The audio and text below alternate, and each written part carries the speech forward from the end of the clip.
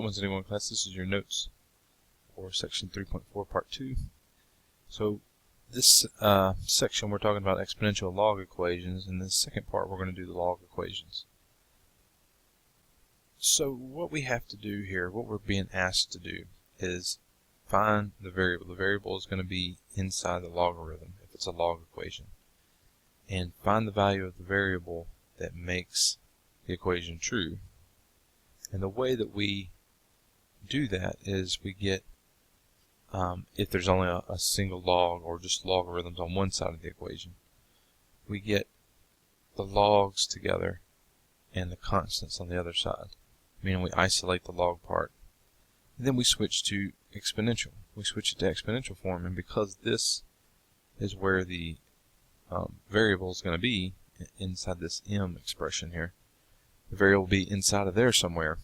Now it's outside and isolated, and this becomes usually a linear equation, sometimes quadratic, depending on what the equation looks like. But it becomes solvable. The thing we're solving for is no longer inside a logarithm. It becomes exponential, and now it's on the outside and isolated even. All right, then we solve for the variable. This is now a requirement.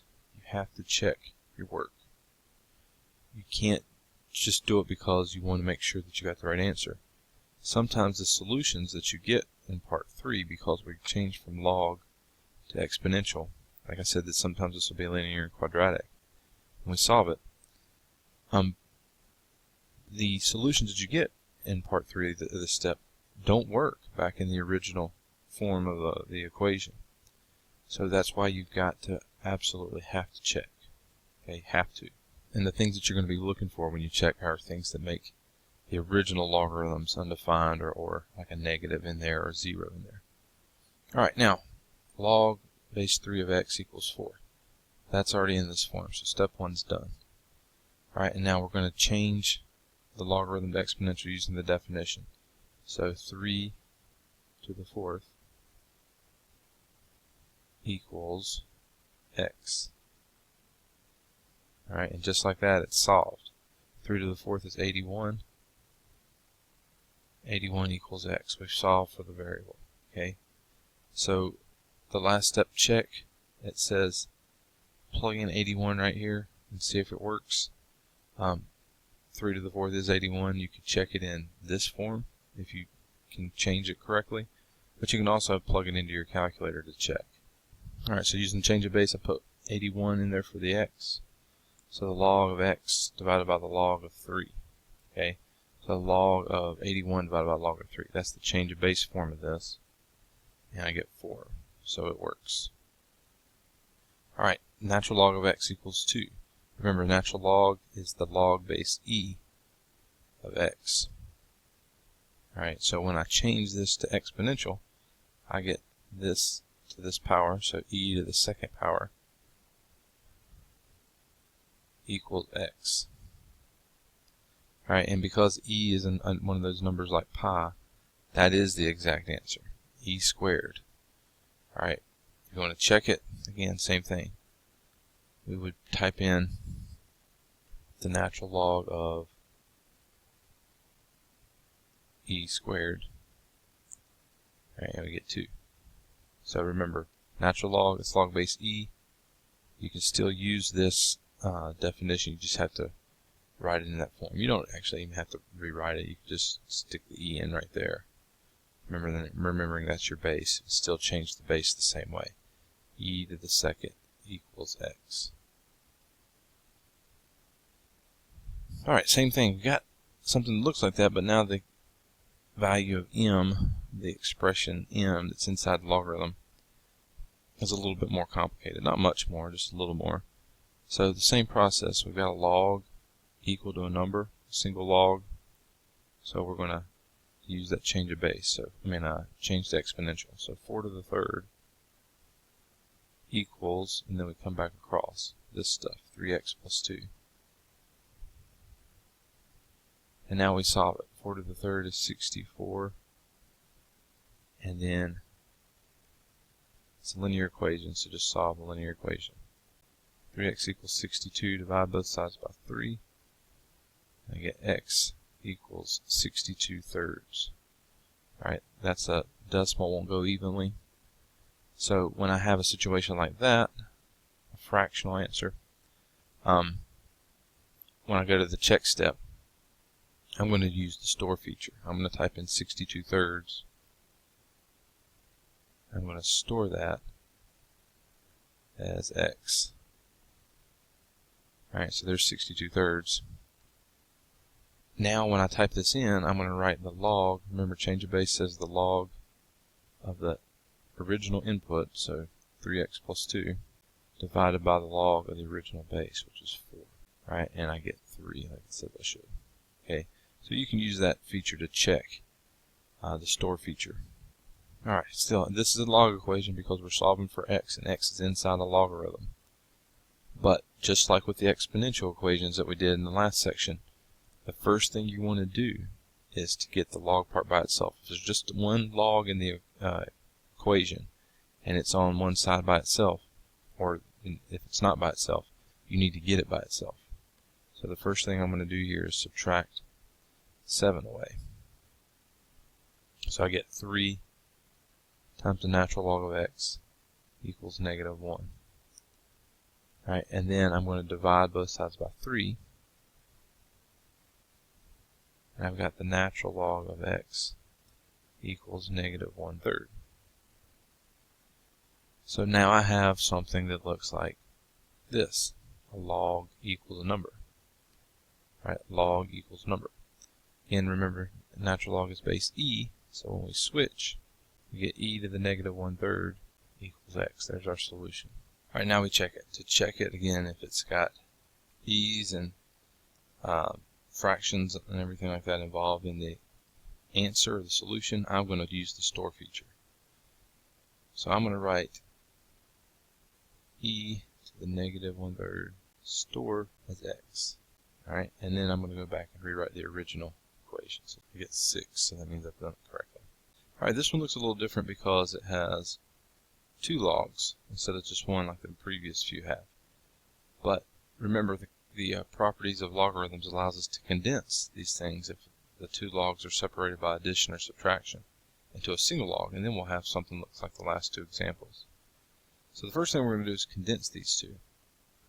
Alright, so I've got a plus sign, so that means I can condense with the product rule. So this becomes the log base 3 of x plus 6 times x plus 4. All of that is inside the logarithm. Okay, and that equals 1 now. So now I have again something that looks like this. The log of something equals a number. Right, the log of something equals a number. So I switch to exponential. 3 to the first. Remember, you do 3 to the first and come back. What's inside is what we set it equal to. So x plus 6 times x plus 4. Now, this is quadratic. Alright, this whole equation is quadratic, so we're going to expand this. Alright, and now we're going to set it to 0. Because it's quadratic, we need to set the equation to 0. And then 24 minus 3 is 21. So now this is our new equation. We're going to factor to solve it. And then 7 and 3 multiply to 21 and add to 10. So there's my 2 factors. So that means negative 7 and negative 3 are the 2 proposed solutions. Now, what do you have to do once you find solutions, potential solutions? Right, you check. You have to check. You absolutely have to check. Now, alright, so I'm going to start with negative 3. If I store negative 3 as x, and then I rewrite the original expression. Okay, I'm using change of base again. So the log of the original input divided by the log of the original base. Right, and then plus, same thing here, log of the original input divided by log of the original base. Alright, so there's the left-hand side. If I hit enter, I should get 1 if it works. And I do. Okay, so that means that x equals negative 3 is a solution. Alright, now, x equals negative 7. I'm going to store that as x. So store as x. And then I'm going to hit second enter twice. That'll get me back to this that I typed in. I now have negative 7 as x. So now negative 7 is being plugged into this thing. And when I hit enter, it's going to give me an error, or because I'm in A plus BI mode, it's giving me an I right there. Okay, if I had been, let me just change the mode just in case you're in real mode. If I'd been in real mode and done that, it would give me an error message. Okay. The problem is -7 plus 6 is -1. -7 plus 4 is -3. So those two negatives cannot be inside of a logarithm. And that's the problem here. Okay. What happens a lot of times, especially when quadratics are involved, in the once we condense and we change from log to exponential, we no longer have a logarithm. So we no longer have the restrictions that come with logarithms, that this inside must be positive. Now this becomes quadratic, and a quadratic equation can have negatives. So because of that transformation that takes place right here, we go from something logarithmic to something quadratic, and we go from negatives can't be allowed to negatives are perfectly fine. And -7 works here. -7 plus 6 is -1. -7 plus 4 is -3. And -1 times -3 is +3. So it works here, it just doesn't work back in the original. So the big moral of the story is make sure to check your answers, especially if you end up condensing and get a quadratic in your work and get more than one answer. Okay, you still need to check if you only get one answer. It still may not work. In that case, it would be no solution if neither of these work. But you have to absolutely check and see, because you may get, these are called extraneous roots. You may get something that works after we've switched out of logarithms. It works there, but it doesn't work all the way back in the original. Alright, now the other type of equation that you may see are logs on opposite sides. If you look at every single example we've done, all the logs have been together or only a single log on one side of the equation. Okay, this is the first example we've seen where the logs are on opposite sides. So what we do here is we use the one-to-one property, which says if you have the log of the same base on both sides and the equation's equal, so the two sides are equal, then the equality is coming from the stuff inside the logarithms. So the inputs in the logarithms are equal, not just the logs themselves. Okay, so if the log of the same base is equal, then the inputs are equal, and we can drop the logarithms. Alright, now it does have to be in this form. Notice there's a 1 in front of these two logarithms. There can't be any number other than 1 in front for you to be able to use this. So I'm going to have to use the power rule and put that 2 back up on top of the log. So I have 1 log equals 1 log. Okay, and once I have this, 1 log equals 1 log, I'll drop the logarithms, and I'm left with just x squared equals 25. Okay, x squared equals 25. I can take the square root of both sides. I can bring the 25 over and factor. But remember, if you use the square root to solve, you've got to do plus and minus. Okay, plus and minus the square root of 25. So it could be +5 or it could be -5. Okay, so these are our proposed solutions, but again, we have to check. If I plug in +5, I get 2 times the log of 5 equals the log of 25. Alright, and I'm checking x equals +5 here. So when I go to my calculator and type this in, 2 log 5 is that, and then the log of 25 is that same decimal. Okay, so x equals 5 works. Alright, but now I have to check the other one, x equals -5. That would be 2 times the log of -5 equals the log of 25. If I type in 2 log -5 and hit enter, my calculator is going to give me that error message again. Or again, if I'm in the a plus bi mode, it's going to give me an imaginary number. Alright, so this is the real part. Scroll over. There's the imaginary part. So this isn't real when I plug in -5. Again, I get a negative inside a logarithm, which we can't have.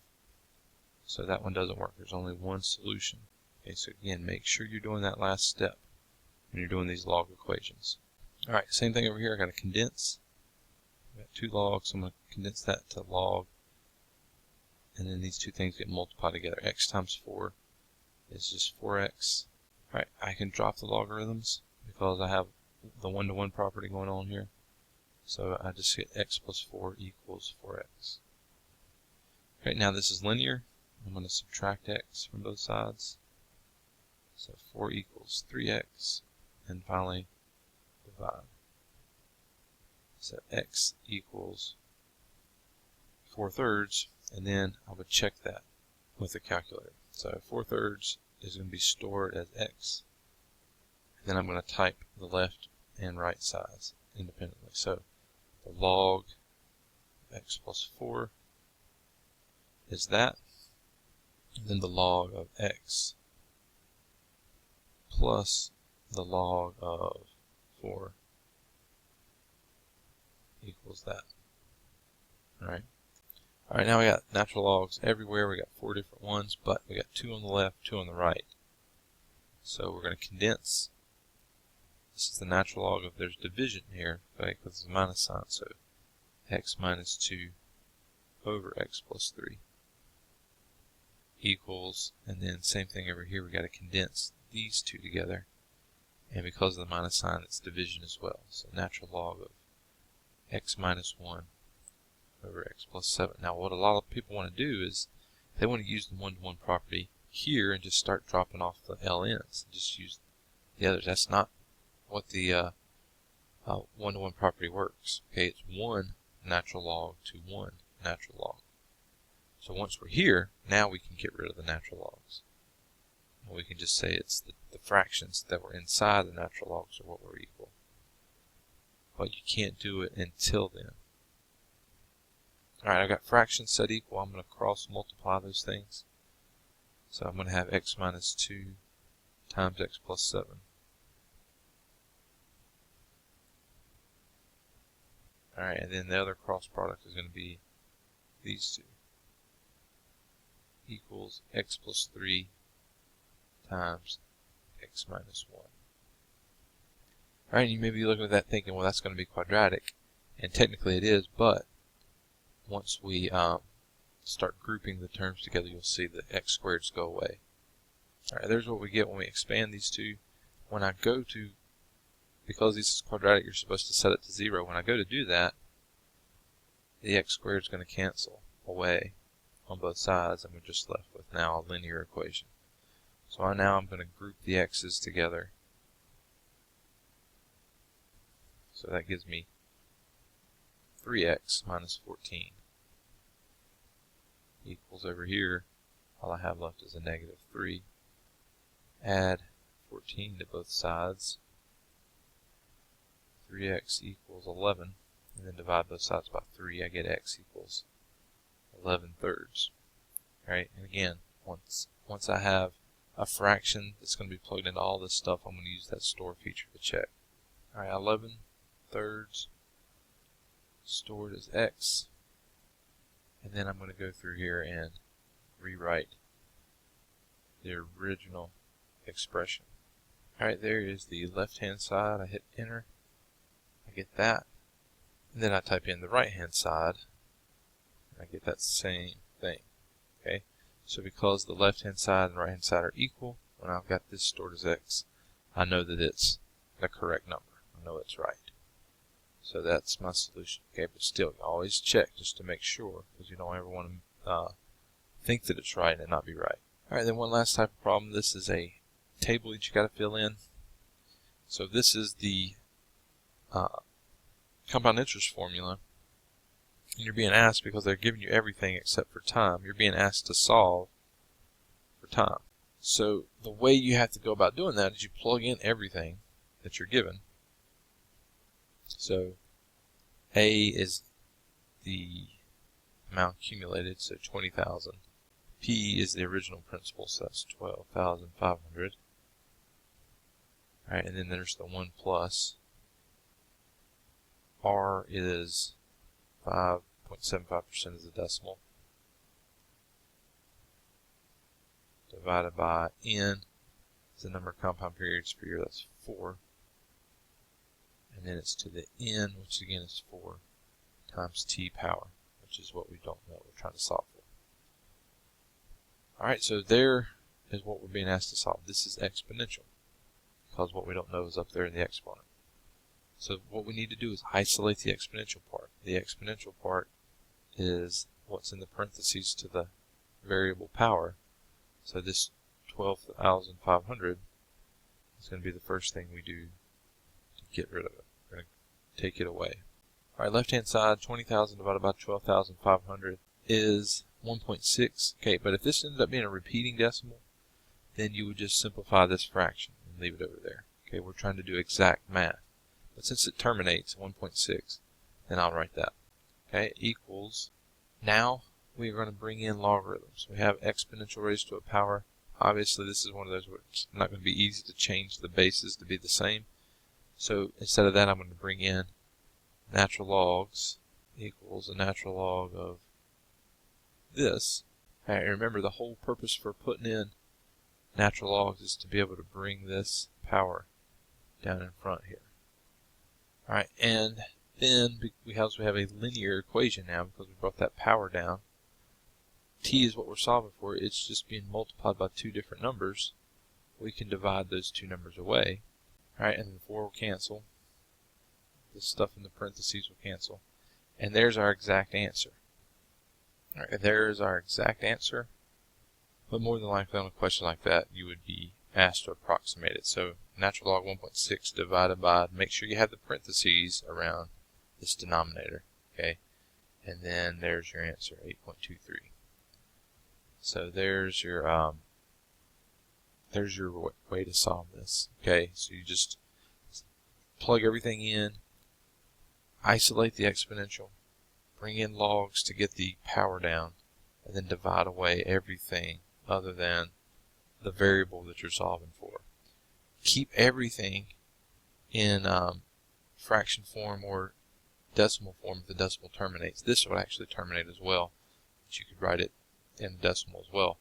But don't round anything until the very end, because you're expected to be able to keep these things as fractions if these decimals were to repeat. So don't ever round when you're doing this process. Wait until the end and then type it all into your calculator at once, and you'll have the best approximation you can get.